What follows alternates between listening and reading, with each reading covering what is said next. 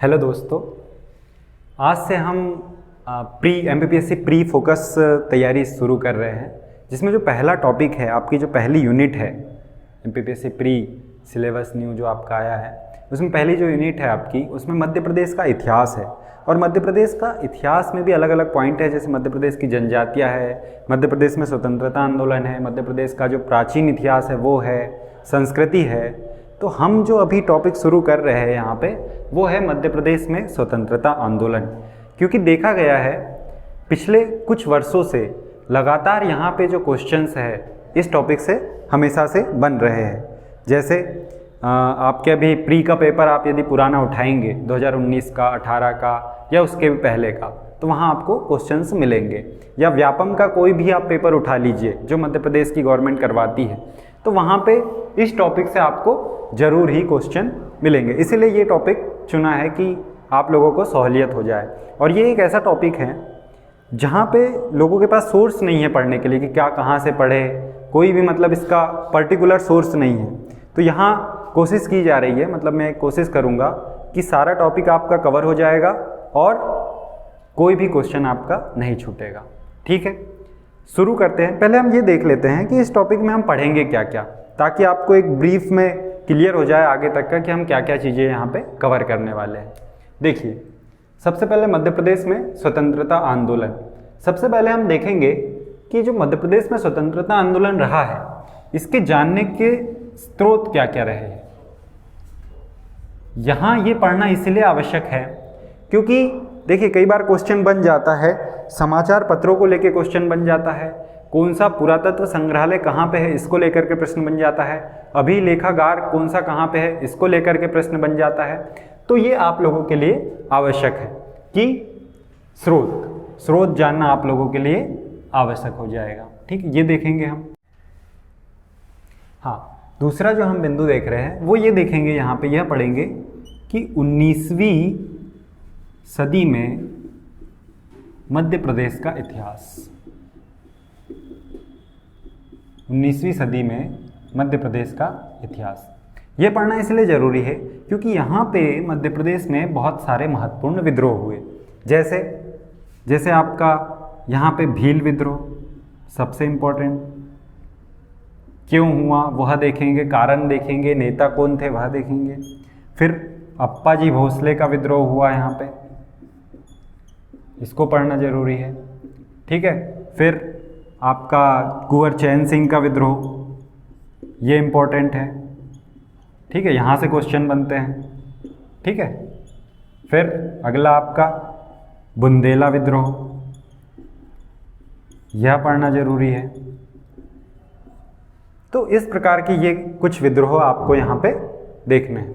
ठीक है, फिर आप और क्या देखेंगे यहाँ पे कि मध्य प्रदेश में राष्ट्रवाद, क्या देखेंगे, मध्य प्रदेश में राष्ट्रवाद। यहाँ से भी प्रश्न बनेंगे आपका, ये आपके मेंस के लिए भी हो जाएगा और प्री में तो यदि आप इसको अच्छे से कर लेते हैं तो प्री में यदि कोई इधर उधर से क्वेश्चन बनता है तो वो भी आपसे बन जाएगा।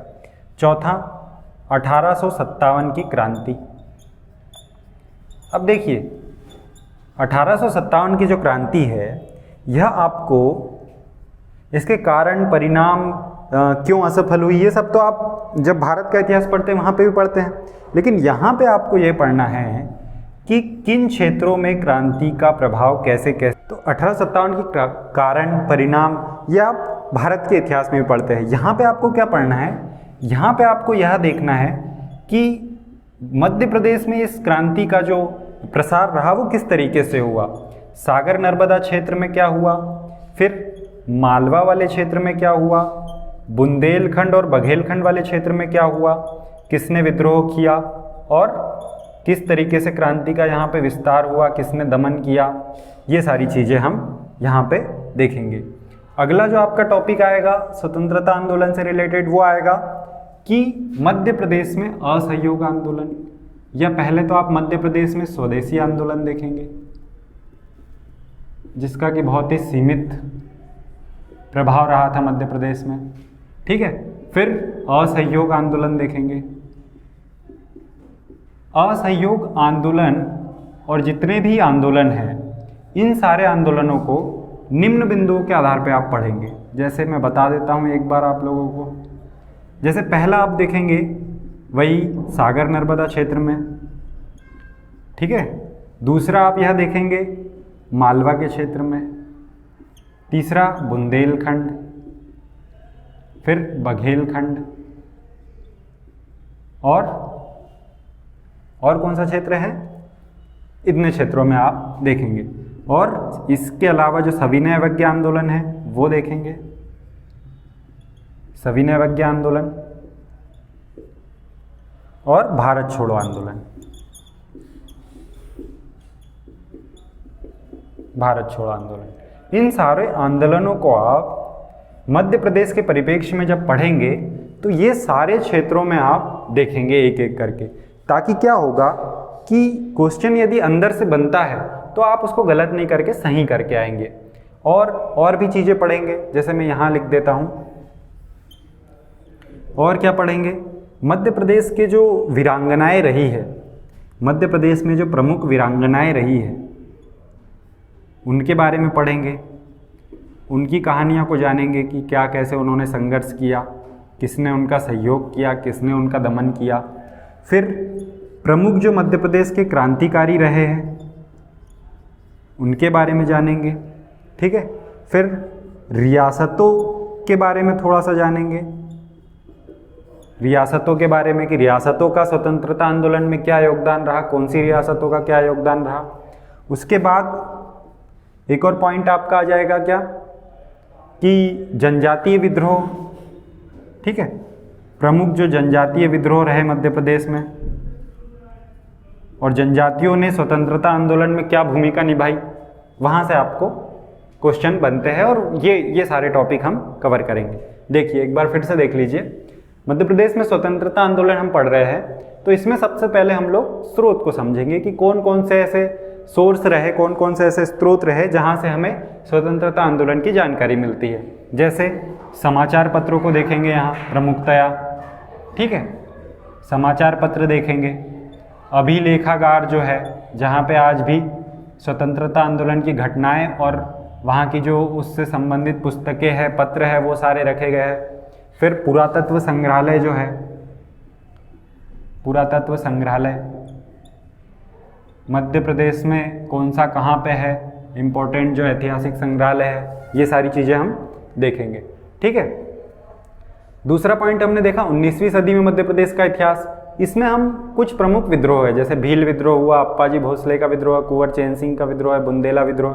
बुंदेला विद्रोह इतना इम्पोर्टेंट है कि इससे हर बार क्वेश्चन बनते हैं। जैसे एक क्वेश्चन आपने देखा होगा बखत बली वाला, बखत बली वाला क्वेश्चन कई लोगों से नहीं बना था, लेकिन यदि बुंदेला विद्रोह आप डीप में पढ़ के जाते, उसको अच्छे से पढ़ के जाते तो क्वेश्चन यहाँ से पूछा गया। फिर एक क्वेश्चन आया था हीरापुर के राजा हृदय शाह के बारे में, तो वो क्वेश्चन भी यहीं से पूछा गया था। तो यही है कि यदि आप इसको गहराई से पढ़ेंगे सारे टॉपिकों को, तो इस टॉपिक से आपका कोई भी प्रश्न गलत नहीं होगा, ठीक है। फिर उसके बाद मध्य प्रदेश में राष्ट्रवाद, 1857 की क्रांति, ये सारे आंदोलन कि इनकी मध्य प्रदेश में क्या स्थिति रही, एक एक करके इनको पढ़ेंगे। और फिर लास्ट में प्रमुख क्रांतिकारी, रियासतों का स्वतंत्रता आंदोलन में योगदान और जनजातियों का स्वतंत्रता आंदोलन में योगदान। तो ये सारी चीज़ें हम यहाँ पे देखने वाले हैं, ठीक है। चलिए अब हम देखते हैं कि प्रमुख स्रोत कौन कौन से रहे स्वतंत्रता आंदोलन के, ठीक है। तो स्रोत में दो प्रकार के स्रोत हम देखते हैं, है ना। एक तो प्राथमिक स्रोत कुछ रहे जो डायरेक्ट हमें जानकारी देते हैं, जो डायरेक्ट हमें जानकारी देते हैं वो प्राथमिक स्रोत, और जो इनडायरेक्ट जानकारी देते हैं वो द्वितीयक स्रोत। इसमें मैं वही चीज़ें आपको बताऊंगा जो आपके प्री एग्ज़ाम के लिए और मेंस के लिए ज़रूरी होगी, बाकी चीज़ें हमें जानने की आवश्यकता ज़्यादा नहीं है, ठीक है। प्राथमिक स्रोत में देखते हैं, प्राथमिक स्रोत में क्या क्या आएंगे आपके। पहला तो आ जाएगा इसमें समाचार पत्र, ठीक है, पहला क्या आ जाएगा समाचार पत्र। फिर और क्या आ जाएगा आपका अभिलेखागार, अभिलेखागार। तीसरा पुरातत्व, पुरातत्व संग्रहालय जो रहेंगे आपके। फिर जो इतिहास में पत्र लिखते थे एक दूसरे को वो आ जाएंगे, ऐतिहासिक पत्र।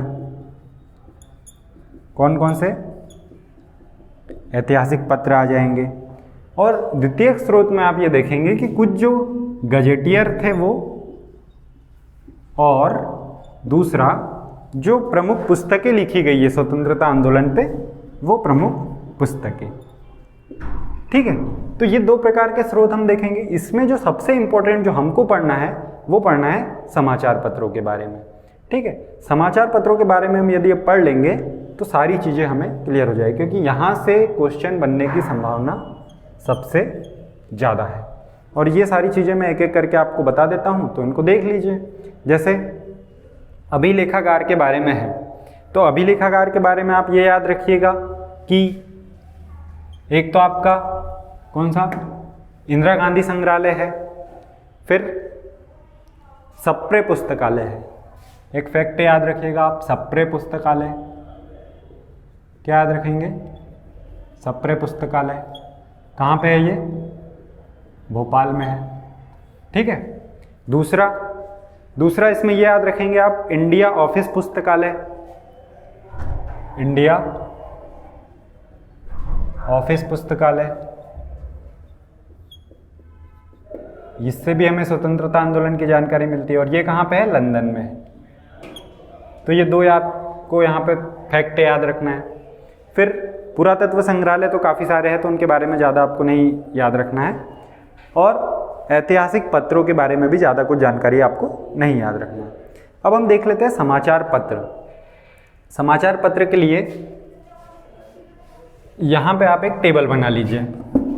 जो इम्पोर्टेंट पत्र है उस टाइम के, वो मैं यहाँ पे आपको करवा देता हूँ, जिनको याद रखना जरूरी है। ठीक है, दो चीज़ें आपको याद रखना है।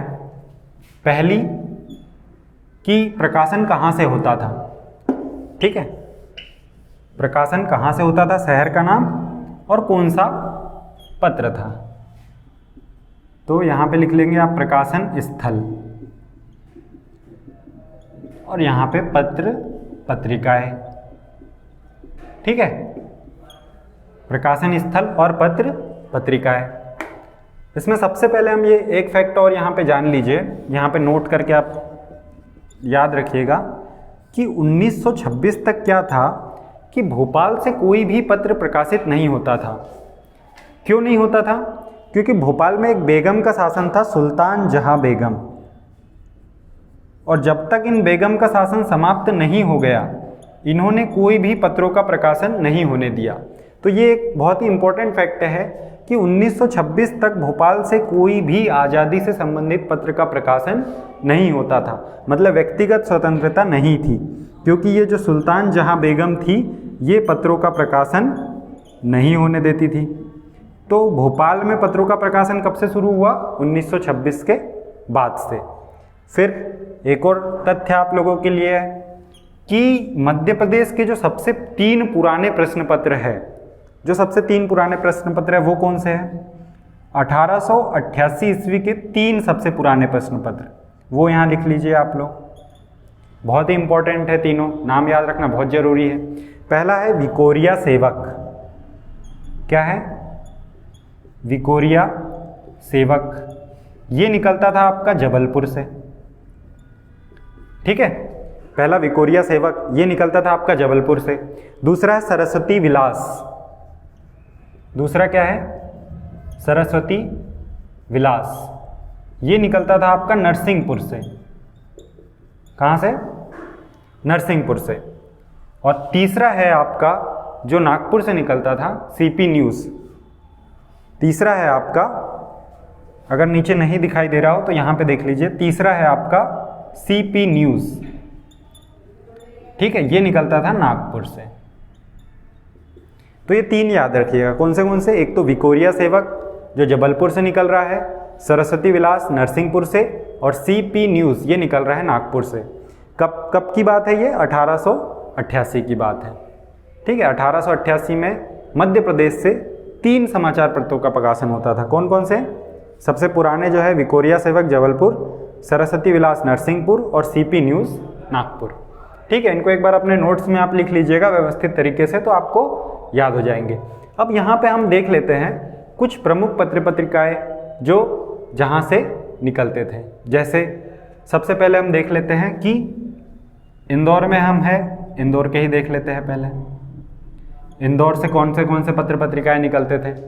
ठीक है, इंदौर से एक तो निकलता था प्रजामंडल पत्रिका। क्या निकलता था? प्रजामंडल पत्रिका। दूसरा आप देख लीजिए, भोपाल का देख लीजिए। भोपाल से कौन से निकलेंगे? तो भोपाल से आपका निकलेगा सुबह वतन। ठीक है, सुबह वतन लिखेगा। और एक प्रजा पुकार, प्रजा पुकार। ठीक है, साप्ताहिक आवाज, साप्ताहिक आवाज। ये सारे आपके कहाँ से निकलेंगे? भोपाल से निकलेंगे। फिर खंडवा पे आते हैं। खंडवा से देख लीजिए, बहुत इंपॉर्टेंट, खंडवा से कौन से निकलते थे? खंडवा से आपके निकलेंगे कर्मवीर, कर्मवीर निकलेंगे। ठीक है, अंकुश, अंकुश। ठीक है, सुबोध सिंधु। इनको बार बार यदि आप पढ़ेंगे तो वैसे ही आपको याद हो जाएंगे। ठीक है, सुबोध सिंधु, कर्मवीर, अंकुश, सुबोध सिंधु, ये सारे कहाँ से निकलते थे? आपके खंडवा से निकलते थे। फिर और कहाँ के थे? जबलपुर के देख लीजिए। ठीक है, जबलपुर से आपके कौन से निकलेंगे? जबलपुर से आ जाएंगे आपके तबलक, एक तबलक निकलता था उर्दू भाषा में। ठीक है, शारदा विनोद, कौन सा? शारदा विनोद। ये जो दो प्रमुख पत्र थे जबलपुर से निकलेंगे। फिर हरदा का देख लीजिए, हरदा, हरदा से आपके निकलते थे न्याय सुधा। ठीक है, हरदा से क्या? न्याय की सुधा। न्याय सुधा कहाँ से बहेगी? हरदा से। ठीक है, और देख लीजिए आप होशंगाबाद से देख लीजिए, होशंगाबाद, होशंगाबाद नर्मदा नदी, तो यहाँ से निकलेगा मौजे नर्मदा। कैसी नर्मदा? मौजे नर्मदा। ठीक है, और कुछ रह गए, मैं वहाँ ऊपर लिखवा देता हूँ आप लोगों को, नीचे का शायद दिखाई नहीं देगा। तो छिंदवाड़ा का एक रह गया है, छिंदवाड़ा, छिंदवाड़ा, छिंदवाड़ा से आपका निकलेगा न्याय रतन। ठीक है, छिंदवाड़ा से क्या निकलेगा? न्याय रतन। तो इस तरीके से ये प्रमुख समाचार पत्र है मध्य प्रदेश के इतिहास से जिन्होंने योगदान दिया। एक बार फिर से रिवीजन कर लीजिए आप। देखो, सबसे पहले हमने अभिलेखागार देखा, इसमें दो चीज़ें मैंने आपको बताई, सप्रे पुस्तकालय जो भोपाल में है और इंडिया ऑफिस पुस्तकालय जो लंदन में है। ये कहीं ना कहीं हमें याद रखना है थोड़ा बहुत इनको। फिर दूसरी बात मैंने ये बताई कि भोपाल में 1926 तक सुल्तान जहां बेगम का शासन था और इनके शासनकाल में कोई भी भोपाल से पत्र पत्रिका नहीं निकलती थी, ये बताया मैंने। फिर 1888 में मध्य प्रदेश के 3 सबसे पुराने पेपर जिन पे चर्चा करी, पहला विकोरिया सेवक जबलपुर, दूसरा सरस्वती विलास नरसिंहपुर, तीसरा आपका सीपी न्यूज़ नागपुर। फिर हमने देखा कि प्रमुख जो पत्र पत्रिकाएं थे, ये यदि जोड़ी मिलाने के लिए कभी आपको आता है तो इतनी चीज़ें यदि आप याद रखेंगे तो आप आसानी से क्वेश्चन को हल कर पाएंगे। जैसे इंदौर से प्रजामंडल पत्रिका, भोपाल से सुबह वतन, प्रजा पुकार, साप्ताहिक आवाज, खंडवा से कर्मवीर, अंकुश, सुबोध सिंधु, जबलपुर से तबलक, शारदा विनोद, हरदा से न्याय सुधा, होशंगाबाद से मौजे नर्मदा और छिंदवाड़ा से आपका न्याय रतन। ठीक है, इसके अलावा और कुछ जो आपका फैक्ट है, एक तो सरस्वती विलास, ये भी इम्पोर्टेंट है, जबलपुर में लिख लीजिए इसको, सरस्वती विलास। ठीक है, ये भी याद रखिएगा, सरस्वती विलास कहाँ से निकलता था? जबलपुर से।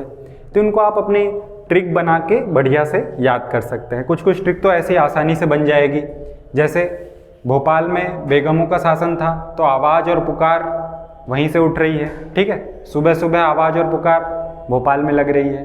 फिर इंदौर से प्रजामंडल पत्रिका निकल रही है। ठीक है, खंडवा के लोग कर्म प्रधान होते हैं, अच्छा कर्म करते हैं, तो वहाँ से कर्मवीर आपका निकल रहा है। सुबोध सिंधु खंडवा से निकल रहा है। ठीक है, जबलपुर से उर्दू भाषा में था ये तबलक, ये याद रखिएगा। ठीक है, उर्दू भाषा का पत्र है, जबलपुर से निकल रहा है। ठीक ठीक है। और यहाँ से शारदा और सरस्वती, देखिए शारदा भी सरस्वती माँ का ही नाम है, ठीक है, उनको ही कहा जाता है। तो सरस्वती विलास और शारदा विनोद ये आपके जबलपुर से हो जाएंगे। न्याय की सुधा याद रखिएगा हरदा से। मौजे नर्मदा तो आप लोगों को याद ही रहेगा। और न्याय रतन ये आपका छिंदवाड़ा से। अब इस टॉपिक में जो आगे है वो कुछ प्रमुख संस्थाएं देख लेते हैं और इस टॉपिक को फिर हम,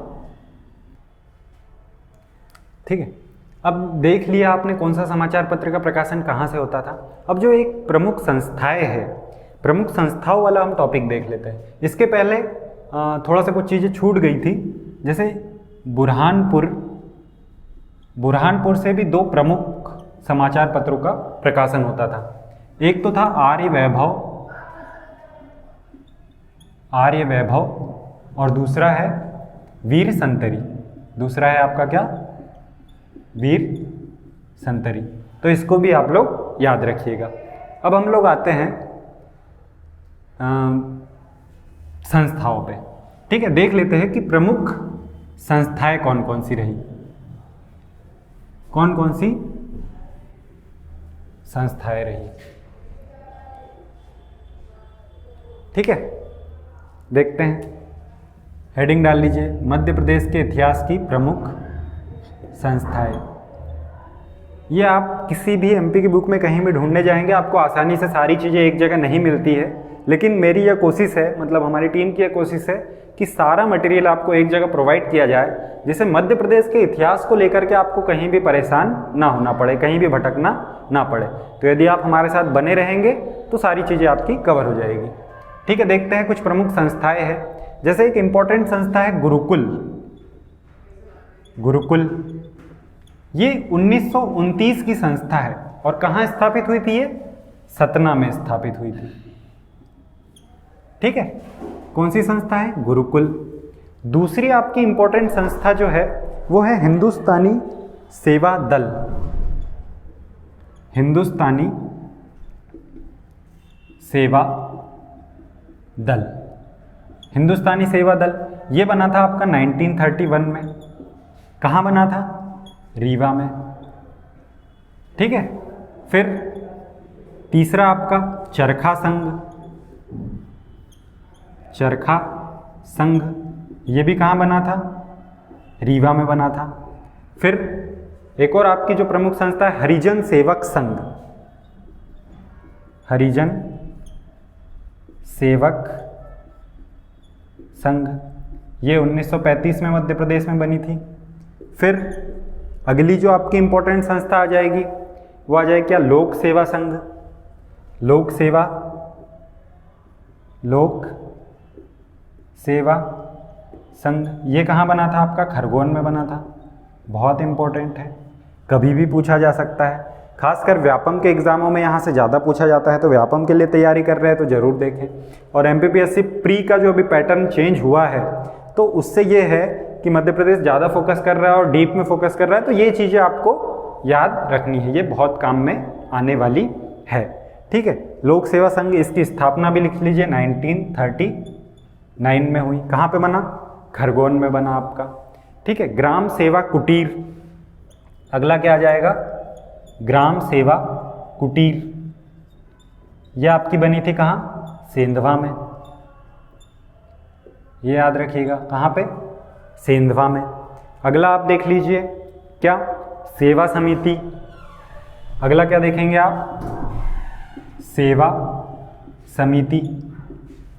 सेवा समिति आपकी बैतूल में, ठीक है, सेवा समिति बैतूल में। फिर आपका सेवा मंडल, सेवा मंडल आपका रतलाम में। तो ये सारी संस्थाएं हैं इंपॉर्टेंट, ये कभी भी पूछा जा सकता है आपसे, या तो जोड़ी मिलाने के लिए या फिर एक एक करके भी कुछ भी पूछा जा सकता है इसमें से कि कौन सी संस्था की स्थापना कब हुई, कहाँ पे हुई।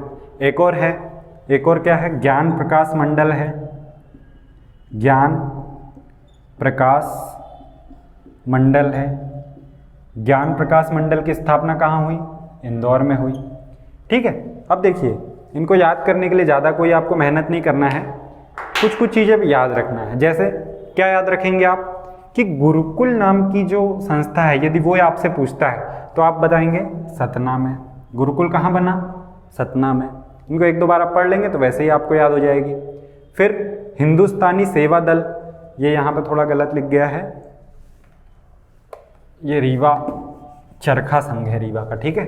हिंदुस्तानी सेवा दल, सिर पे आपको स्थापना याद रखना है कि कब हुई, तो 1931 में हुई।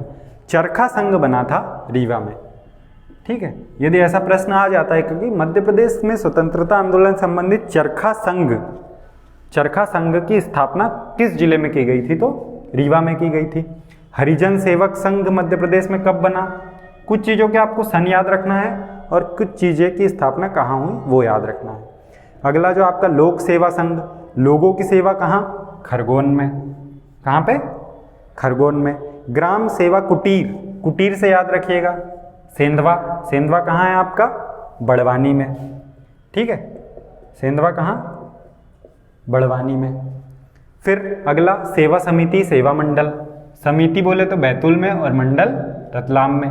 मंडल से ऐसे याद रख सकते हैं कि मंडल, रेल मंडल आपका रतलाम है, बड़ा जंक्शन है, तो वहाँ से याद रख सकते हैं कि सेवा मंडल रतलाम। फिर ज्ञान प्रकाश मंडल, अब देखिए कोचिंग सारी आपकी एमपीपीएससी के लिए, बड़े बड़े एग्जामों के लिए कहाँ पे है? इंदौर में है। तो ज्ञान का प्रकाश कहाँ से फैल रहा है आपका? इंदौर से। तो इस तरीके से आप थोड़ा थोड़ा छोटी छोटी ट्रिक से आप इन चीज़ों को याद रख सकते हैं। ज़्यादा रटने की कोशिश यदि नहीं भी करेंगे तो भी ये सारा आप याद रख सकते हैं। यदि आपको आवश्यकता है तो आप स्क्रीनशॉट ले सकते हैं और फिर अपन देखते हैं अपना अगला टॉपिक, ठीक है। इसके बाद हम लोग देखने वाले हैं जो अगला लेक्चर होगा उसमें हम लोग कुछ विद्रोह डिस्कस करेंगे। जैसे मैं आपको यहीं पे बता देता हूँ कि क्या क्या हम लोग पढ़ेंगे, ताकि आप लोग थोड़ा सा उसकी तैयारी करके आए और ज़्यादा अच्छे तरीके से आपको समझ में आएगा। जैसे जो सबसे इम्पोर्टेंट विद्रोह जो कल हम देखने वाले हैं वो कुंवर चैन सिंह का विद्रोह। कौन सा? कुंवर चैन सिंह विद्रोह बहुत इंपॉर्टेंट है, लेकिन कई लोगों को इनकी कहानी नहीं पता है, तो इनकी कहानी के साथ इनके जो तथ्य है वो भी याद रखेंगे। दूसरा अप्पाजी भोसले का विद्रोह अपन देखेंगे, ठीक है। और तीसरा हम देखेंगे भील विद्रोह। इन तीनों विद्रोह पर चर्चा करेंगे और थोड़ा सा बुंदेला विद्रोह, हालांकि इस्ते में तो नहीं हो पाएगा, लेकिन थोड़ा सा हम बुंदेला विद्रोह की पृष्ठभूमि को भी जानेंगे। यदि इतना इतिहास हम कर लेंगे तो लगभग हमारा जो आधार है, अपने जो मध्य प्रदेश में स्वतंत्रता आंदोलन का जो आधार तैयार होने वाला है, वो कहीं ना कहीं यहाँ से हो जाएगा। ठीक है दोस्तों, थैंक यू।